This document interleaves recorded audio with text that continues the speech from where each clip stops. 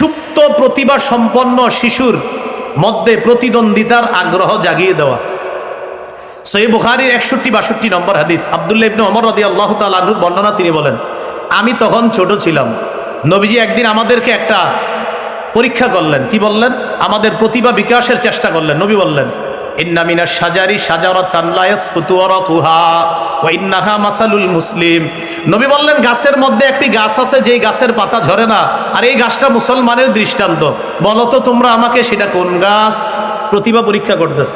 নবী বললেন, গাছের মধ্যে একটি গাছ আছে যে গাছের পাতা ঝরে না, আর এই গাছটাই মুসলমানের দৃষ্টান্ত। বলো তো তোমরা সেটা কোন গাছ? এখন সাহাবীরা কি শুরু করলেন? ওয়াকান্না সুফি শাজারিল বাওয়াদি। সাহাবাদের মনের মধ্যে খালি আসতেছে, এটা মনে হয় অমুক গাছ, অমুক গাছ, খালি বলতেছে এটা কোন গাছ হইতে পারে? ওই গাছ।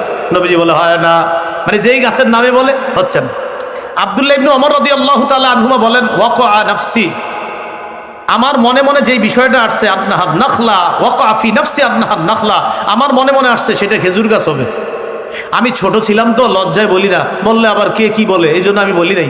একটু পরে সাহাবীরা বললেন, হুজুর আমাদেরটা তো হয় নাই, আপনি বলে দেন সেটা কি। নবী বললেন, ইন্নাহান নাখলা, সেটা হলো খেজুর গাছ।